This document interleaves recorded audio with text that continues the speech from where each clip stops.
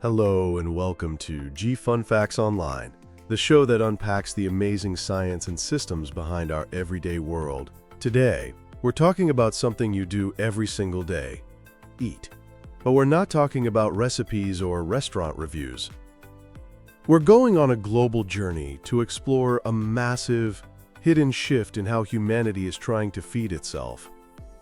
For decades, the story of global food aid has been pretty simple. Wealthy nations in the global north send money and experts to developing countries in the global south. It's a story of donor and recipient. But what if I told you that story is being radically rewritten? What if the most innovative, most effective solutions to hunger are no longer coming from the top down, but from across the street?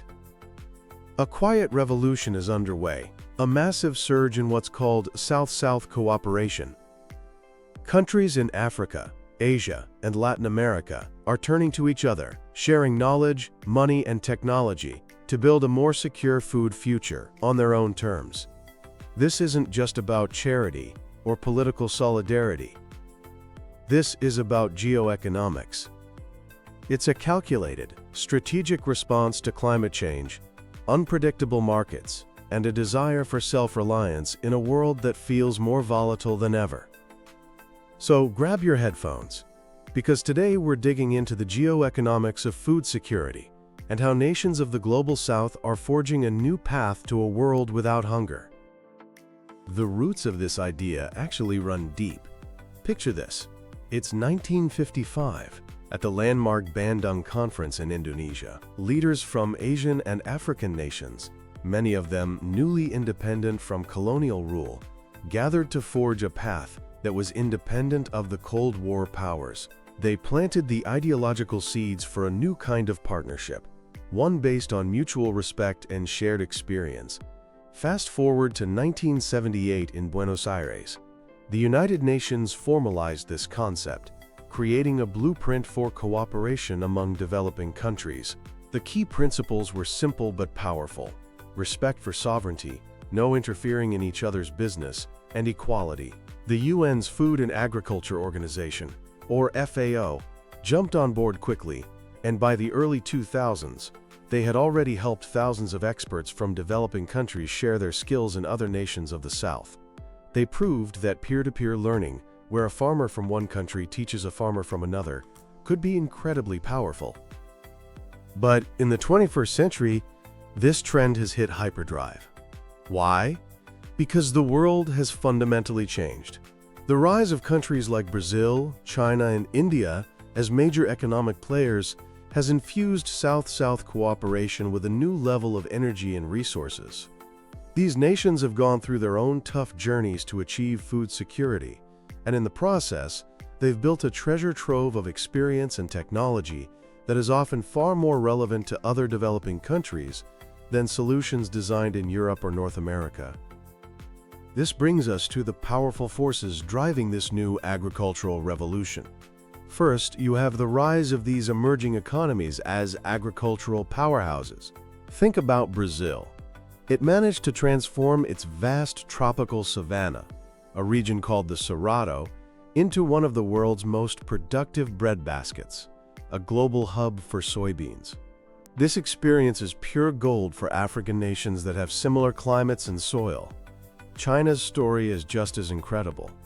It went from being a net food importer to a world-leading producer of all sorts of agricultural goods, all thanks to technology and smart reforms. These countries aren't just offering advice, they're offering a tested playbook. The second major driver is the redrawing of the global trade map. Forget what you think you know about global trade flows. Today, South-South trade is expanding faster than overall global trade. In 2021, trade between developing countries reached a staggering $5.3 trillion. That's more than the entire volume of trade flowing from the north to the south. This creates huge new markets for agricultural products and pulls technology and expertise along with it. We're also seeing a rise in foreign direct investment, or FDI, where companies from one developing country invest in agriculture in another. These aren't just business deals. They're often driven by a strategic need for the investing country to secure its own food supply. The third, and perhaps most urgent driver, is the quest for stability in a volatile world. The 2008 global food crisis was a massive wake-up call. It was a perfect storm of rising demand, biofuel production, and market speculation that sent food prices soaring. Nations that relied on imports were suddenly incredibly vulnerable. It became painfully clear that bolstering your own country's agricultural production was not a luxury, but a necessity. Recent geopolitical events that have fractured global supply chains for things like grain and fertilizer have only amplified this lesson. For low-income countries, these disruptions can be devastating. South-South cooperation has become a vital buffer, a way for nations to collectively shield their people from the unpredictable storms of global markets. So what does this cooperation actually look like on the ground? Let's take a trip to Madagascar. Here, Chinese expertise in hybrid rice has been nothing short of a game changer. Since 2007, Chinese experts have helped local farmers adopt new high-yielding rice varieties. The results? These new strains produce 2 to 3 times more rice than traditional ones. The project has been so successful and so important to the nation's food security that the hybrid rice is now celebrated on the country's 20,000 Ari banknote. Think about that. A symbol of international cooperation, right there in your wallet. Or let's go to Nigeria, where the Chinese Academy of Tropical Agricultural Sciences has shared its world-leading knowledge on cultivating cassava, a staple food crop. They're helping Nigerian farmers boost their productivity and develop better ways to process the crop, turning a basic food source into a more valuable product. China's engagement in Africa has evolved from simple aid projects to a complex web of technology transfer, infrastructure development, and private investment. A key part of this is the network of Agricultural Technology Demonstration Centers, or ATDCs, that have been set up across the continent. These centers are like living laboratories where Chinese technology is adapted for local conditions and where local farmers and technicians get hands-on training. Now let's fly over to Brazil. Brazil is a master of tropical agriculture, and it has been sharing that mastery with its partners in Africa. The country's expertise in managing tropical soils, breeding crops for hot climates, and developing sustainable no-till farming systems is incredibly valuable. One of Brazil's most well-known initiatives is the More Food Africa program. This isn't just about handing out seeds. It's about building a system to help small family farms become more productive by giving them access to credit and affordable, subsidized farm equipment. The program has been rolled out in several African countries, including Ghana, Zimbabwe, and Mozambique, empowering smallholders to invest in their own success. Then there is India, with its own history of tackling food security for a massive population through its famous Green Revolution. India has a wealth of lessons to share. The India-Africa Forum Summit has become a major platform for this partnership, focusing on agricultural research, technology, and training.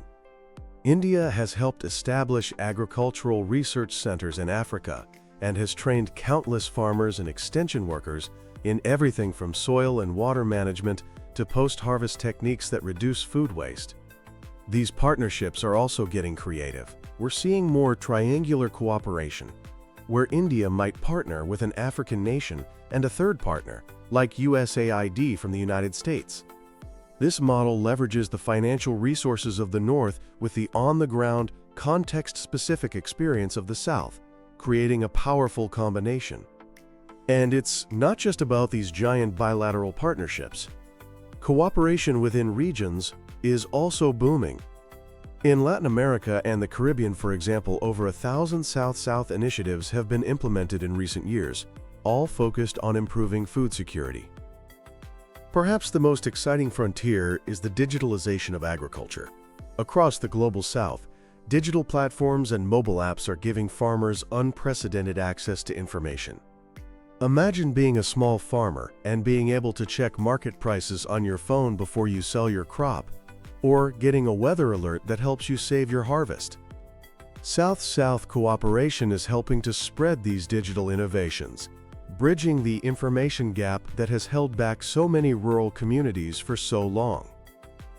However, to present a fair picture, we have to acknowledge that this new paradigm is not a perfect solution. It faces serious challenges and has attracted its share of criticism. One of the loudest criticisms, especially against major players like China, is that this is just a new form of imperialism in disguise. Critics argue that the pursuit of commercial interests, like securing natural resources or creating new markets for their technology, can sometimes overshadow the actual development goals of the host country. While these partnerships are framed as collaborations between equals, the reality is that there can be huge power imbalances. A country with the economic and political weight of China is in a very different negotiating position than a small, less developed nation. This raises valid concerns about the fairness of deals and who really benefits. The most contentious issue is undoubtedly large-scale land acquisitions, often called, quote, land grabbing. Driven by their own food security needs, investors from some southern countries have acquired enormous tracts of land in other developing nations. These deals are often opaque and done without proper consultation with the local communities who have lived on and farmed that land for generations. This can lead to displacement, the loss of livelihoods, and, ironically, increased food insecurity for the very people who live there. Turning land that once grew staple foods for the local market into a giant commercial farm growing cash crops for export can seriously disrupt local food systems. Beyond these big ethical questions, there are also practical constraints. Many developing countries simply lack the institutional capacity to effectively manage these complex cooperation projects.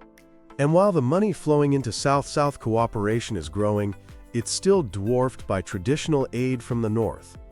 This limits the scale and sustainability of many projects. We also need better data and more robust monitoring to actually track what's working and what isn't, so we can learn from failures and replicate successes. Looking ahead, the future of South-South agricultural cooperation will be shaped by two powerful forces: the private sector and technology. Agribusinesses, from small local companies to huge multinationals, are becoming key players.